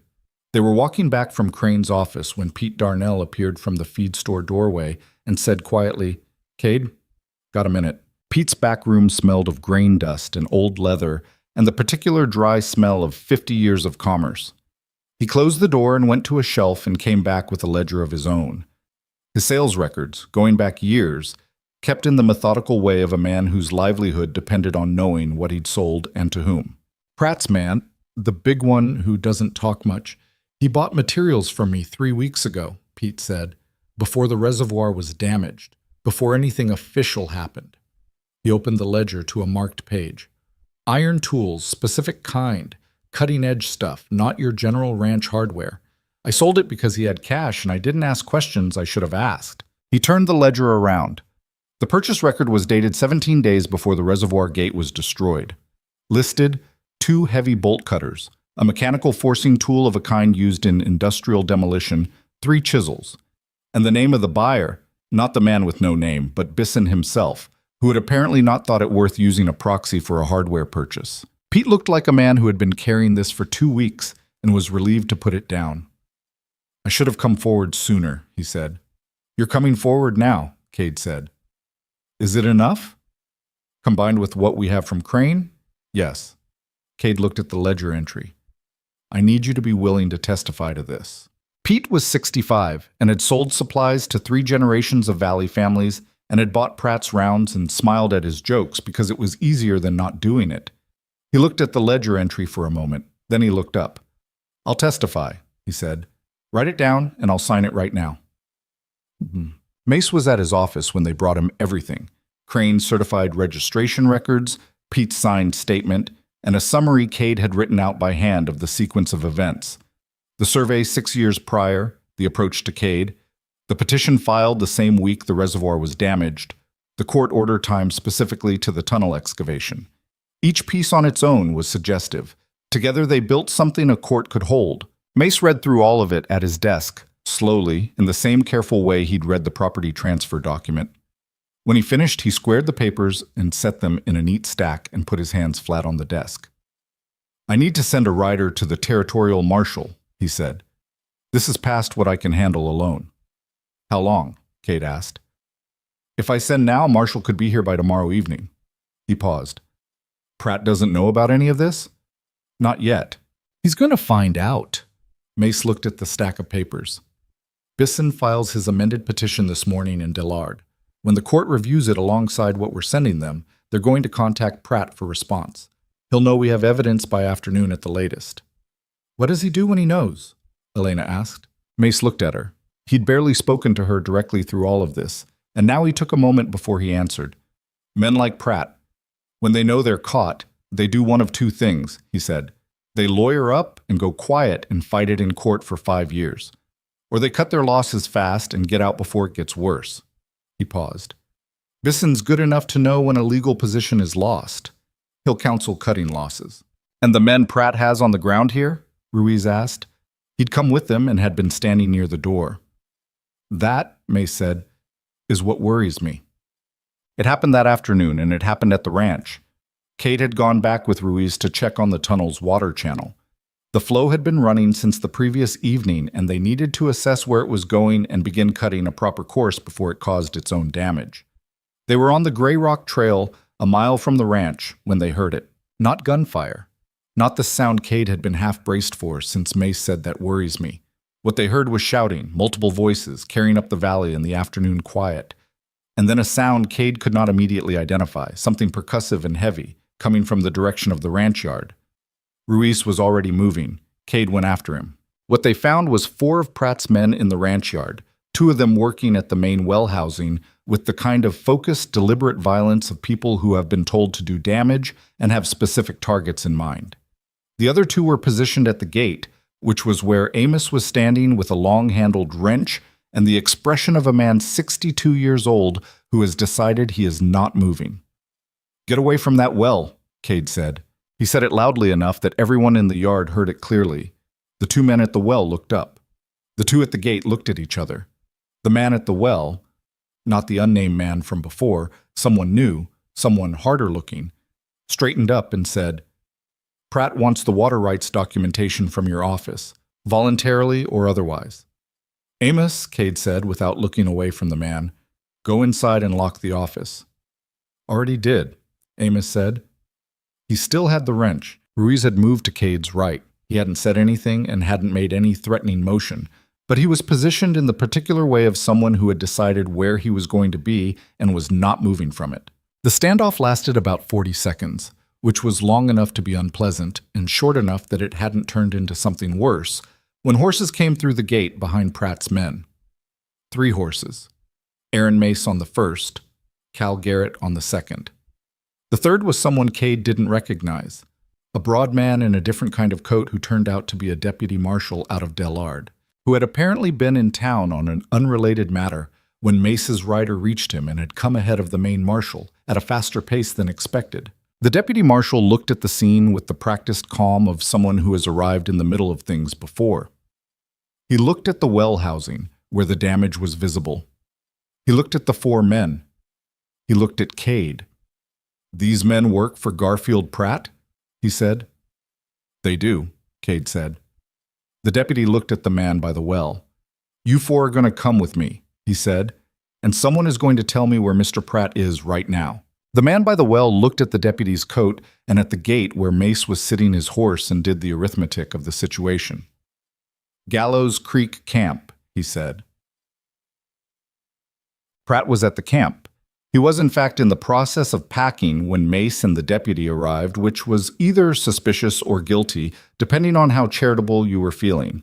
Bisson was with him and had his case open on a table with documents laid out in a way that suggested he had been reviewing what was salvageable. The deputy served the territorial warrant, which had arrived by wire to Delard and been transmitted to him while he was riding, and Mace made the local arrest, and Bisson, who understood what warrants meant better than anyone in the camp, sat down and put his hands on his knees and looked at the floor and did not resist. Pratt resisted, briefly and without conviction.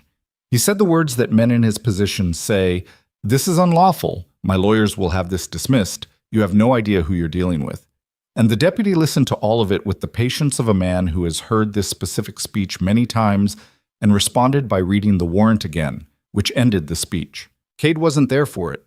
He heard about it from Mace that evening in the ranch kitchen, with Ruiz and Amos and Elena, who had come up from town when she heard the deputy had ridden to the camp.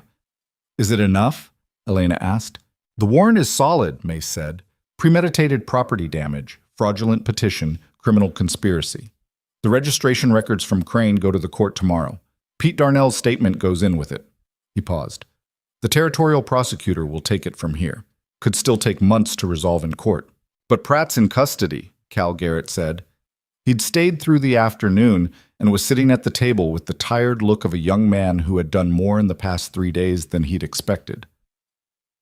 "He's in custody," Mace confirmed. The room was quiet for a moment, with the specific kind of quiet that comes after a thing has broken open and the pieces are still settling. Amos, who had said very little through all of it, who had stood in the gate with a wrench and not moved, poured himself a cup of coffee and looked at it. "My wife's going to want to know every detail of this," he said. It broke something in the room, not exactly tension, more the particular seriousness that had been holding everyone together. and Cal Garrett laughed first, and then Ruiz, and then Amos looked up with the small private smile of a man who knows exactly what he's doing. Elena didn't laugh.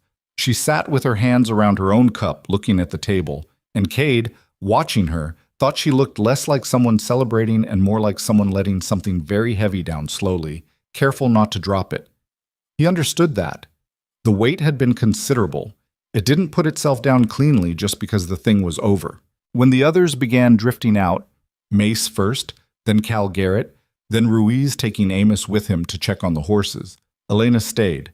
She stayed the way she'd always stayed at this ranch, without making a production of it, without waiting to be invited.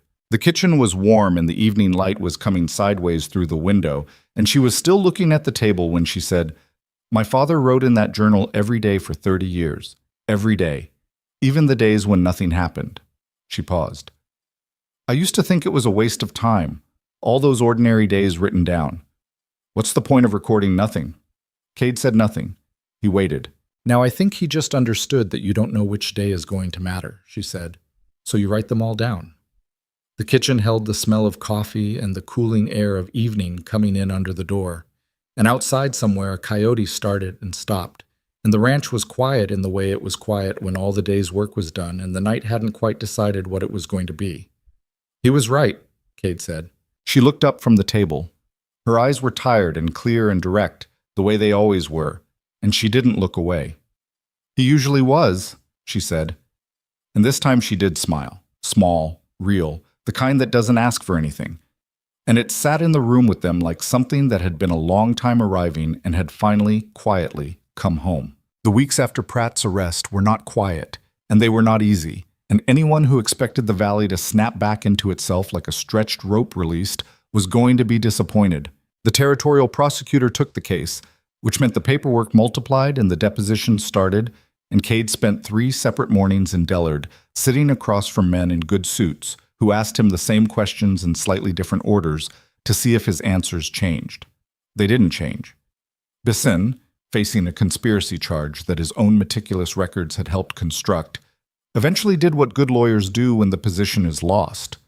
He cooperated, which accelerated everything and made the outcome less uncertain, but no less slow. The temporary property transfer was reversed inside 10 days.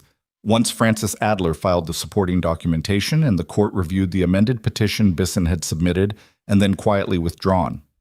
The Mercer Ranch went back to being the Mercer Ranch on paper, which it had never stopped being in practice. Elena signed the reversion document at the same small table in the bakery where she'd signed the original, with Josie Ruark witnessing again, and when it was done, she slid the pen back across the table and said, "That's that." "That's that," Cade agreed. He didn't leave right away. He stayed and drank the coffee she put in front of him, and they talked about the reservoir repair timeline, which was going to take another 3 weeks, and a blacksmith from Dillard who'd been contracted to recast the gate mechanism.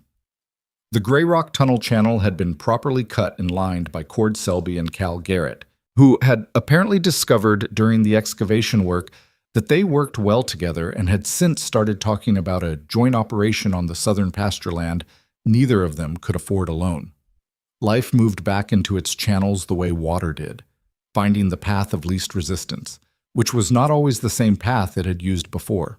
The town was more complicated. Red Hollow did not apologize to Elena Hart collectively, because towns don't do that. What they did instead was the more human thing. They went quiet about it, and then they began, one by one, to behave differently, which is the closest a community gets to admitting it was wrong without having to stand up in front of anyone and say so. Dora Whitfield came into the bakery on a Thursday and bought a loaf of bread and said, without quite meeting Elena's eyes, "I heard what you did up in that tunnel. That took real courage." She put her coins on the counter and left before Elena could respond, which was probably deliberate. Margaret Holt did not come in person. She sent her housekeeper with a note that said she hoped business was good, and that she'd be ordering for the Ladies' Society meeting next month if Elena had availability. Elena wrote back that she did, and named her price, which was the same price it had always been, and that was that. Thomas Beaumont stopped Elena on the street and said, "I owe you an apology." He said it straight, no preamble, the way men who've decided to do something uncomfortable get it over with. I believe things I should have questioned. You believed what people told you, Elena said. People do that. I should have thought harder about who was doing the telling. She looked at him. He was not a bad man? She'd never thought he was a bad man, just a tired one who'd taken the easier position when the easier position was available. You sent your men to the tunnel, she said. When it mattered, you sent them. He nodded. Something in him settled slightly. He tipped his hat and went on, and she watched him go and thought that this was probably as resolved as this particular thing was going to get, and that it was enough. Pete Darnell was the one she found hardest to be simple with, because Pete had been carrying guilt about the bolt cutters for 2 weeks before he said anything, and it had done something to his face, made him look older, more careful with himself. He came in one morning before the rush and sat at the small table and said, I should have come to you sooner, to Cade, to somebody. I knew something was wrong with that sale, and I took the money anyway. You came when it mattered, she said, the same thing she'd said to Beaumont, but she meant it differently with Pete. Barely in time. Barely in time is still in time. She brought him coffee without asking. Pete, you've been selling supplies to this valley for 40 years. You sold to my father. You sold to Cade's father before him. She sat across from him. One bad sale doesn't undo 40 years. He looked at the coffee. Your father was a good man. He was, she said. He would have written it all down in that journal of his and then figured out how to move forward. Pete smiled at that, a small thing, and drank his coffee, and when he left he was standing a little straighter than he'd been when he came in. The Arden Regional Development case worked its way through the territorial court over the following months in the grinding, incremental way of legal proceedings that are not particularly in doubt but cannot be rushed. Garfield Pratt was ultimately convicted on 3 counts: fraudulent petition, criminal conspiracy, and deliberate destruction of shared water infrastructure, and sentenced to 4 years and a financial judgment that included restitution payments to every ranch family in the valley that had suffered losses during the crisis. The judgment was not enough money to make any of them whole, but it was something, which was more than nothing, which was what most of them had expected. Bisson received a reduced sentence for his cooperation and was disbarred, which he'd known was coming and had apparently accepted with the specific resignation of a man who had understood at some point that the road he'd taken was going to end badly and had kept driving anyway. The unnamed man from the doorways was identified, charged separately, and left the territory before sentencing, which meant a warrant was issued and he became someone else's problem in some other place. Ruiz heard about this and said, he'll surface somewhere, with the matter-of-fact tone of someone who understands that certain types don't change and simply relocate. And Cade agreed, and they went back to fixing the South Barn corner that had needed proper attention since spring. Life has a way of filling back in around the spaces where bad things happened, and it does it without ceremony. The rebuilding ceremony was Josie Ruark's idea, which she'd been organizing for 3 weeks by the time she told anyone about it, which was Josie's way. She planned things to the point of inevitability before presenting them as suggestions. It was held on a Saturday in late autumn when the tunnel channel had been properly established and the reservoir gate had been recast and installed, and the gray rock water was running clean into the valley below. Josie called it a community work day and then added dinner afterward, which meant everyone came because there was food. And by the time anyone realized it was also a kind of ceremony, it was too late to feel awkward about it. The work was real. Fence posts on the south boundary of the Garrett property, road grading on the Gray Rock Trail, supply hauling for the Selby-Garrett joint venture that was beginning to take shape on the valley's south end. Cade worked the fence posts with Cal Garrett and Cord Selby through the morning, and Ruiz organized the road grading with the quiet efficiency that was his natural mode. And Elena ran the supply hauling with the Garrett boys and managed to get twice as much moved as anyone expected because she had a system, and she stuck to it. By mid-afternoon, the work had that particular unfinished quality that satisfies anyway, the kind where you've done enough that you can see what done will look like, even if you're not there yet. People gathered at the Garrett barn for the dinner Josie had organized. Long tables, food contributed by every household, the good-natured noise of a community that has been through something hard and is glad to be on the other side of it. Cade sat with Amos and Ruiz and ate without paying much attention to the room around him, which was how he'd attended every social gathering in Red Hollow for 15 years. He was aware of Elena across the table talking to Hector Garrett about the water channel flow rates, gesturing with her fork in the way she did when she was explaining something she cared about getting right. Hector was nodding slowly, the nod of a man learning something from someone younger than him that he was genuinely interested in learning. Cade thought, she's going to be fine. Not in the condescending way of someone deciding another person's fate. She'd been fine before any of this. She'd been fine through all of it, but in the specific sense of someone watching a thing settle into its right shape. Pete Darnell stood up partway through dinner and clinked his glass until the noise quieted. Pete gave a short speech about the reservoir and the tunnel and the people who'd worked to clear it, and he said Elena's name and her father's name in the same sentence, which was the right thing to say. And he said it simply, without decoration, which was the right way to say it. People clapped. Elena did not look down or wave it off. She sat straight and received it, which Cade had noticed was the thing she'd learned to do. To let acknowledgement land without either shrinking from it or making it larger than it was. When dinner was settling and people were moving into the loose conversations of an evening winding down, Thomas Beaumont came and stood near Cade's end of the table. He had a drink in his hand and the slightly deliberate posture of someone who had decided to do something. "I want to say something publicly," Beaumont said, loudly enough that the nearby conversations paused. "I was wrong about Cade Mercer. I was wrong about what he was trying to do, and I was wrong about who he trusted and why." He paused.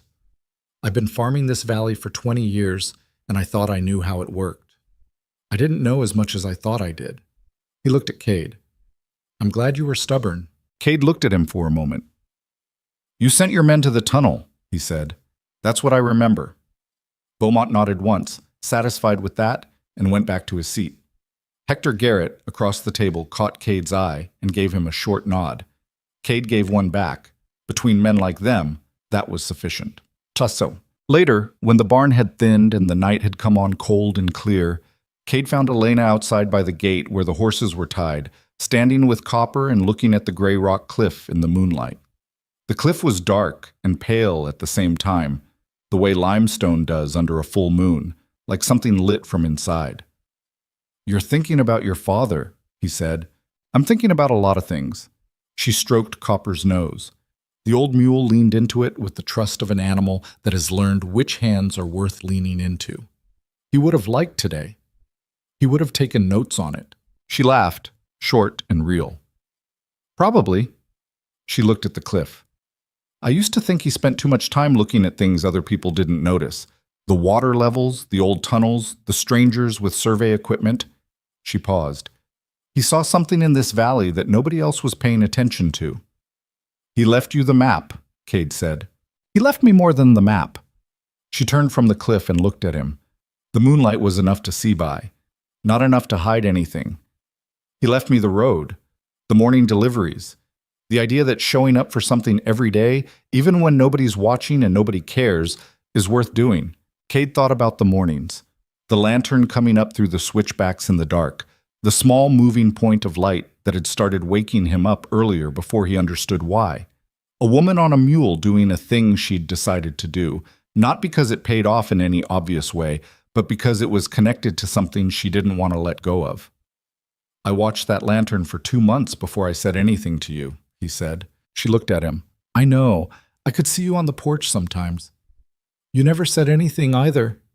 You didn't look like someone who wanted to be spoken to at 5 in the morning." "I didn't," he agreed. "I was wrong about that." She held his gaze. The cold air moved between them, and Copper shifted his weight, and the barn behind them made the quiet sounds of an evening winding down, and the cliff stood white-gray above the valley, the way it had stood for longer than anyone in Red Hollow could trace. "Cade," she said, "whatever you're working up to saying, you can just say it." He almost smiled. "I've been thinking about asking you something since about the second week of the tunnel work," he said. "I kept deciding it wasn't the right time. It's not a great time now either." "No," he agreed, "but I've run out of better ones." He looked at her. Not at the cliff, not at the mule, at her. At the particular face he'd been reading for months without meaning to, learning without intending to, until it had become more familiar to him than most things he'd spent years at. "I want to build something. With this valley, and with whatever the ranch becomes now that the water question's settled, I want to build it with someone who understands that things worth having take time and work and aren't ever finished." Mokisporim. That's a description, she said, not a question. Elena, would you stay? Not for the property or the water rights, or because it makes sense practically, because he stopped. He was not a man who had spent years practicing this particular kind of speech, and it showed. Because I'd like to see what we are when there's no crisis left to manage. She was quiet long enough that he felt it. Then she said, I've been coming up this road for 2 years. I'm not planning to stop. It was not a declaration. It was not romantic in the way that word usually gets used. It was better than that. It was specific. It was hers. It was the kind of answer only she would give, and it meant exactly what he needed it to mean. He reached out and she let him take her hand, and they stood there in the cold with the mule between them, being stoic about the whole thing. And the valley below them was dark and settled, and the water was running somewhere in the mountain's belly, through a passage her father had mapped because he believed it was worth knowing. Yeah. There's something people get wrong about places like Red Hollow, about small communities that have been through hard seasons and come out changed. They think the change is about the dramatic moment, the tunnel, the arrest, the document signed at a kitchen table. The dramatic moments matter, but the real change is slower and less visible and happens in the accumulated weight of ordinary days. It happened in the way Cord Selby and Cal Garrett's joint operation gradually became something solid. Not because of grand plans, but because 2 young men showed up every morning and did the work and figured out as they went where the seams were and how to work around them. It happened in Pete Darnell, who started asking harder questions about who his customers were and what they planned to do with what they bought. Not as a policy, but as a habit, because one bad sale had shown him what the cost of incuriosity looked like. It happened in Hector Garrett, who started teaching his sons what he knew about the water table and the valley's hydrology, not just the farming, but the understanding underneath it, because he'd learned that the understanding was the thing you couldn't afford to let die with one generation. It happened in Elena, who kept the bakery and kept the morning road to the Mercer Ranch, and who added, over the months that followed, the kind of presence in the valley's affairs that her father had always had, but that she had been prevented from having by the combined weight of other people's assumptions about who she was allowed to be. She served on the Water Management Committee that Red Hollow established to oversee the shared channel from the Grey Rock Tunnel. She mentored Cord Selby's younger sister in the basics of running a small operation. She kept the journal, not her father's, but her own, a new one, started the week after the rebuilding ceremony, written in a hand that was less careful than his and more willing to leave things unresolved on the page. She wrote in it every morning before the baking started, the way he had written in his every evening after the deliveries were done. The subject matter was different. Her life was different from his, but the instinct was the same. Write the ordinary days down, because you don't know which one is going to matter. Cade was not transformed, which is the important thing to say about him. He did not become a different man, open, easy, comfortable in the social fabric of the valley in the way he'd never been before. He remained the person he'd always been, better at working than at talking, more at ease with problems he could fix with his hands than with the ones that required patience and waiting. He made mistakes in the first year of building something with Elena, the specific mistakes of a man who spent 15 years alone and had to learn all over again how to account for another person's presence in decisions that used to be entirely his own. He made them less in the second year. The third year, he was still making them, just different ones, but he showed up. Every day, in the various ways that showing up looks from the outside. At the ranch, at the valley meetings, at the bakery on mornings when he had no reason to be there except that he wanted to be. He learned that this was the thing he'd been most wrong about in all the years of careful self-protection. Not that other people couldn't be trusted, but that trust was not a conclusion you reached after sufficient evidence. It was a practice. You chose it, imperfectly, repeatedly, in the ordinary days that didn't announce their importance until later. The valley learned this too, in its collective slow way. It learned that the people it had been quickest to dismiss, the stubborn rancher on the hill, the baker's daughter on the mule, had been the ones paying closest attention. It learned, or began to learn, that usefulness and loudness are not the same thing, that the person who shows up quietly every day before anyone is watching is sometimes the only reason the thing is still standing when the crisis comes. These are not lessons that stick permanently.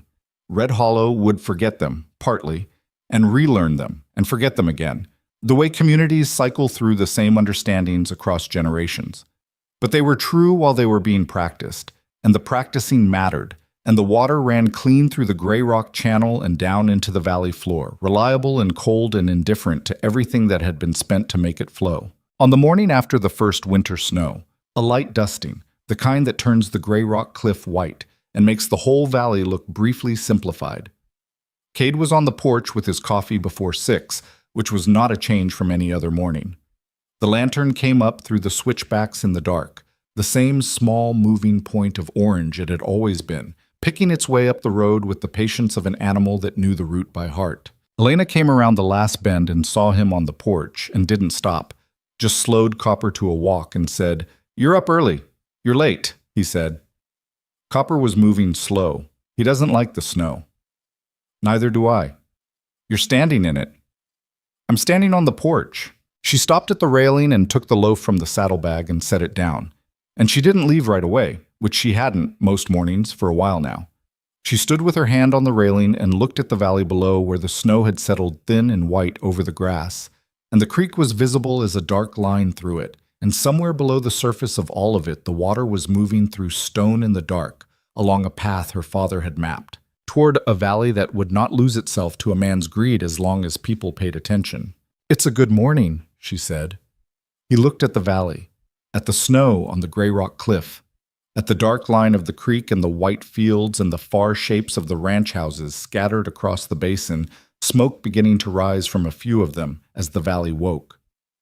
"Yes," he said, "it is." She mounted and rode back down the road, and he watched the lantern go, and he drank his coffee, and he didn't go back inside for a long time.